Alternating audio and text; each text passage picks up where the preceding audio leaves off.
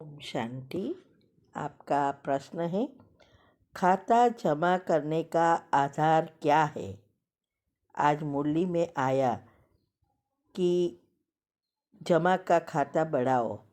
हम गृहस्थी है, सेवा में बाहर नहीं जा सकती, और क्या पर्याप्त है जिससे जमा का खाता बढ़ा सके। उत्तर है, जमा का खाता बढ़ाने का अर्थ है पुण्य कर्म करना, दुआएं कमाना। तो दुआएं तो हर कोई कमा सकता है।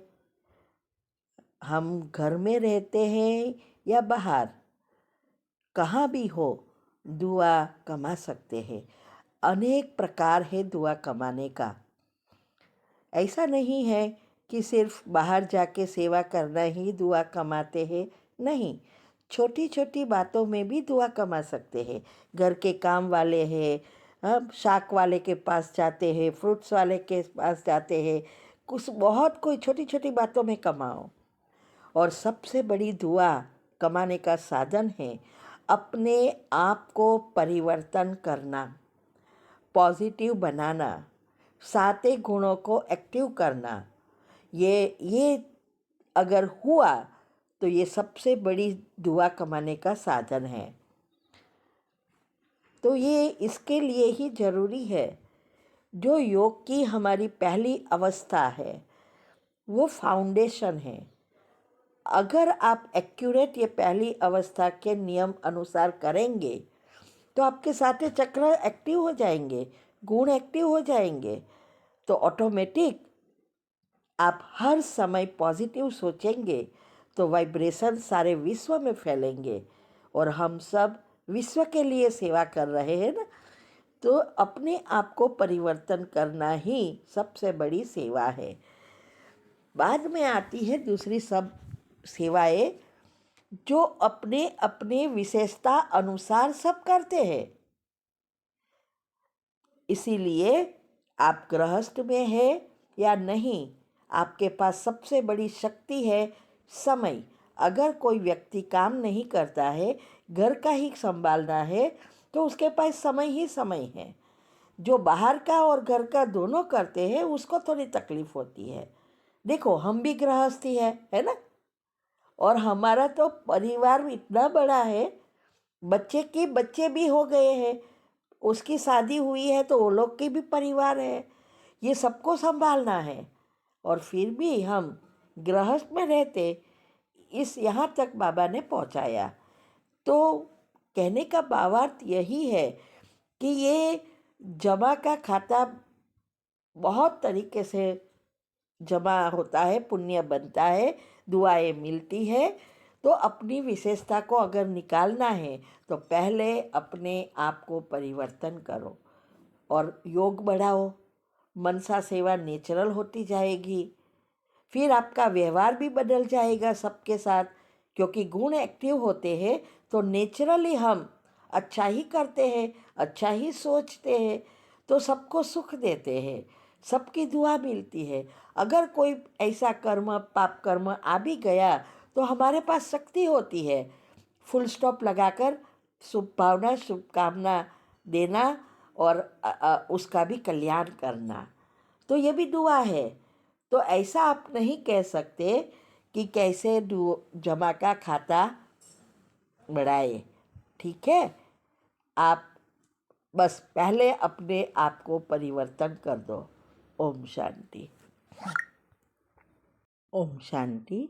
आपका प्रश्न है, सबसे बड़ी कमाई किस में है। हम तो गृहस्थी के साथ जॉब भी करते हैं, इस कमाई को कैसे कर सकते।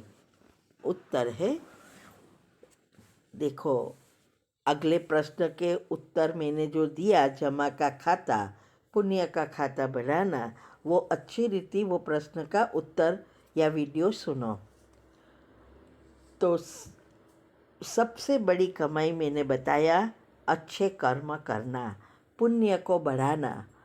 अगर आप जॉब्स कर रहे हो तो डबल फ़ायदा है।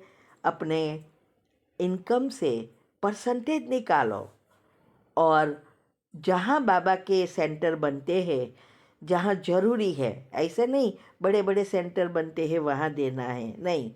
जो सेंटर छोटे छोटे हैं, जहाँ बच्चे स्टूडेंट है लेकिन साहूकार स्टूडेंट ना होने के कारण अच्छे सेंटर नहीं होते हैं, ऐसी जगह पे सेंटर बनाने की सेवा में आप अगर धन सेवा करेंगे परसेंटेज निकाल कर, आपका दुआ का खाता सबसे ज़्यादा इसमें बढ़ता है, बहुतों की दुआ मिलती है।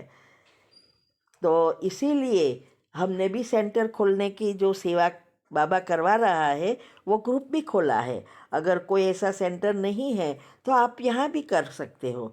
तो परसेंटेज फिक्स करेंगे तो डबल फ़ायदा होगा। एक, आपका पुण्य तो बढ़ेगा, लेकिन साथ साथ लौकिक में भी आप देखना प्रगति बढ़ हो जाएगी। जे हमने हमारी खुद की अनुभव बताया है, कैसे हमने परसेंटेज निकालना शुरू किया और कैसे हमारी प्रगति हुई। जो हम जल्दी रिटायर हो गए, 42 ईयर्स में तो हम रिटायर होकर अभी बैठे बैठे खा रहे हैं। तो ये सब दुआ कमाने की ही बात है, और दुआ से ही सूक्ष्म शरीर भी साफ होता है, तो स्थूल में बीमारी प्रॉब्लम भी कम आएगा। तो आप तो डबल कमाई कर सकते हो। ठीक है। ओम शांति है। ओम शांति। आपका प्रश्न है, मैं 8 साल से ज्ञान में हूँ, लेकिन रिश्तों की वजह से, लौकिक घर वालों की वजह से बहुत ज़्यादा परेशान रहती हूँ। दोनों लौकिक भाभी बहुत गलत है, उनकी वजह से भी दुख होता है, क्या करूँ? उत्तर है, पहले अपने पुरुषार्थ तीव्र बनाओ। देखो, आप ज्ञान में हो, वो आत्माएं ज्ञान में नहीं है। आपको अंतमति सुगति करने के लिए पुरुषार्थ करना है। अगर आप को दुख हो रहा है, 8 साल से आप ज्ञान में हो और अभी भी अवस्था नहीं बनी है, तो आपको जो दुख हो रहा है, परेशान हो रही हो, वो भी दूसरों की वजह से, तो सोचो नुकसान किसका है, आपका या ये आत्माओं का? आपका ही है ना। कर्म की गति को अच्छी रीति समझो कि आपके साथ जो भी नज़दीक वाले आत्माएं आई है, वो सब आपके ही किए हुए पिछले कर्म है। ये भाग्य को बदलने की जो वीडियो रखी है सेमिनार की, वो सुनो कि कैसे भाग्य बनता है।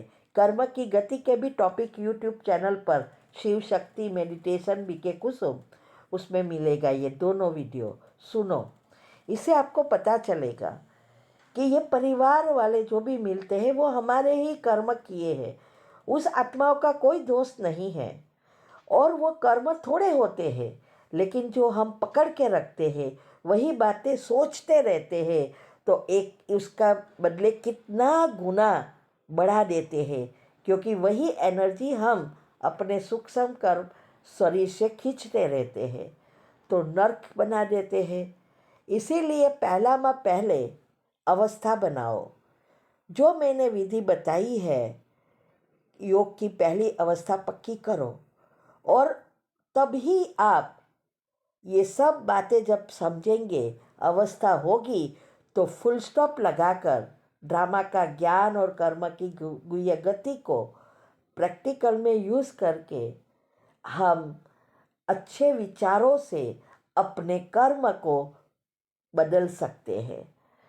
जो आपका कर्म बंधन है, उसको समाप्त कर अच्छे संबंधों में परिवर्तन करना, यही तो पुरुषार्थ है। इसीलिए अगर आप ऐसे दुखी होंगे तो आपको ही नुकसान है और किसी को नहीं है। वो पाप नहीं बना रहे हैं, आप कितना गुना पाप कर्म बना रहे हो। इसीलिए अगर आपको आगे बढ़ना है, पुरुषार्थ करना है और सतयुग में आना है, तो विधि अपनाकर अपनी अवस्था बनाओ। कौन क्या करता है उससे आपका कोई लेना देना नहीं है, हर एक के अपने कर्म। और हम मूर्खता वही करते हैं, गलती किसी की और मन में हम रखते हैं, दुख हम भोगते हैं, बीमार हम होते हैं, प्रॉब्लम हम बढ़ाते हैं। वो लोग तो खुशी से रहते हैं। तो इस बातों को समझना ही ज्ञान है। ठीक है। ओम शांति।